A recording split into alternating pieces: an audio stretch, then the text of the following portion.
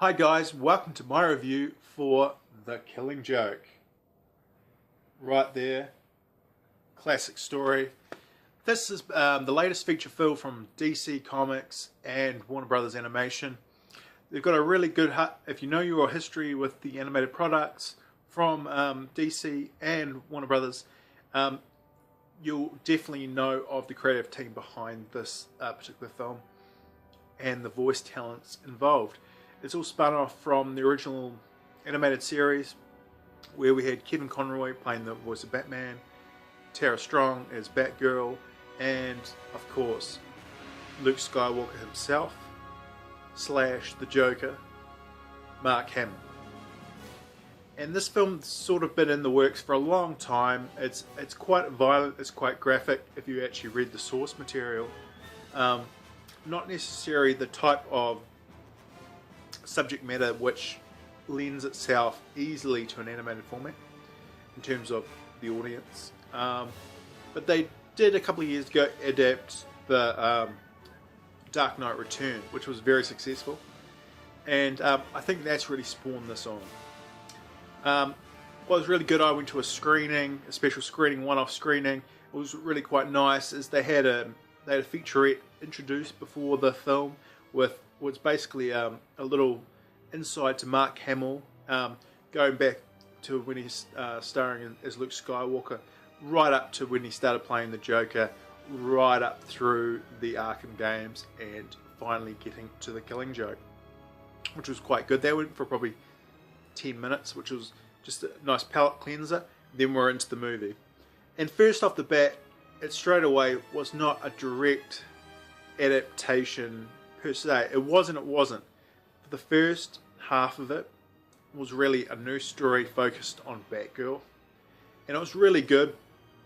It really gave us some insight into the character, and went to places which had not been explored. Well, I hadn't seen explored in animated film for that character, and it was really, I think, was a test or a template to see where this character could potentially go in future live action.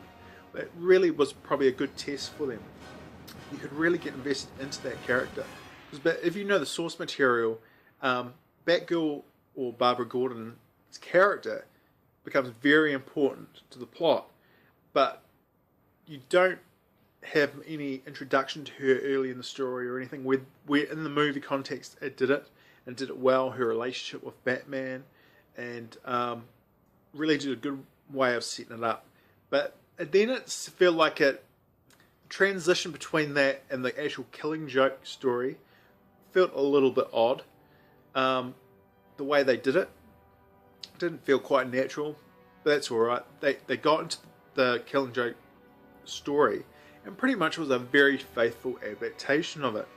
Basically followed through all the story beats, all the graphic violence, and everything that goes with this storyline. And it was done very well.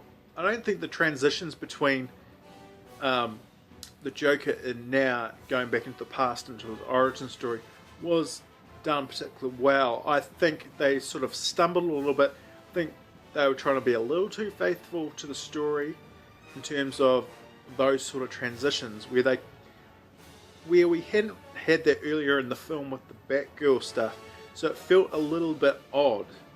If they had told that a little bit more retrospectively, which they tried to do in a voiceover, but maybe showed us retrospectively some stuff, it might have worked a bit better. I think they could have restructured it to work better as a film.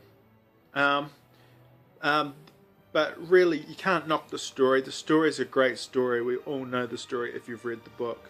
Not a very big book. It's a graphic novel, but it's really only about 40 pages long.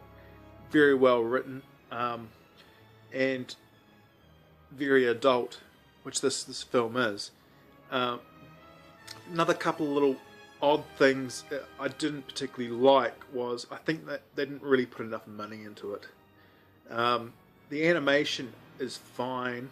The style is very much what they've been doing of recent times. It's not quite the Bruce Timm style of the animated series, or the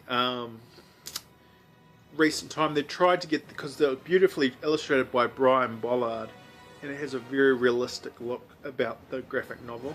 And in this animated feature, it really, they didn't try to, they obviously used as a template.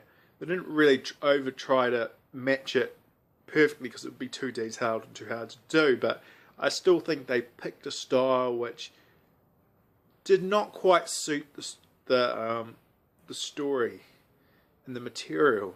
I think they could have done something a little different. I've seen them do it before. A good example is probably All-Star Superman, where they mixed the style up and changed it, and it really worked in that story. I think they could have done something similar here, but they really sort of went back and just sort of worked. It just looked a little too line arty for me. That's probably what I'm trying to say, and it's quite obvious they haven't put the money quite into this. You can see it in places where they've definitely said this is a money shot, we need to put some more money into here, but I think that's probably what holds it back a little bit. I think they could have went a little bit more visceral with it, the storytelling. With animation you can do anything, but I think it's really the cost really probably affected it in some ways. I think they could have done a bit better job there. You know, I watched Voltron, the TV series this year, and the animation in that was probably better than it was in this film. Again, I think it's a monetary thing. They're a bit more money, a bit more time. They could probably do a lot nicer job of it. But overall, I think it's a nice, solid film. Also, at the end of our screening, the lights didn't go up straight away. We had a mid-credit scene, which sort of tailed end Barbara Gordon's storyline from the film, which was nice. And then we had another featurette around the making of the film with a bit of music, mainly around the music of the film, and how they could go somewhere a little bit deeper and darker with it than normal. Alright guys, that's my review of The Killing Joke. If you haven't read the book, read it. There it is. You all know the cover, Joker with the camera. I've got a nice statue of it over there on my shelf as well. Read that book, check out this. I think it's on demand. You can rent it or buy it digitally, I think. Just check it out if you love this sort of material. Just because this isn't for kids, this story, there's definitely adult themes in here which are inappropriate for younger viewers. But overall, not a bad flick. I think they could have done a better job with it though, if they put a bit more money into it. And I think the ending, they tried to be faithful to the ending in the book, which I think works a lot better on the page than it does in the film as well. So yeah, adapting things and being too faithful can hurt it, and sometimes being not faithful enough can hurt it as well. But not bad flick, not bad. The voice talent's awesome. I think you should give it a check out anyway. Alright, that's my review, and we'll catch you later. Okay guys, cheers.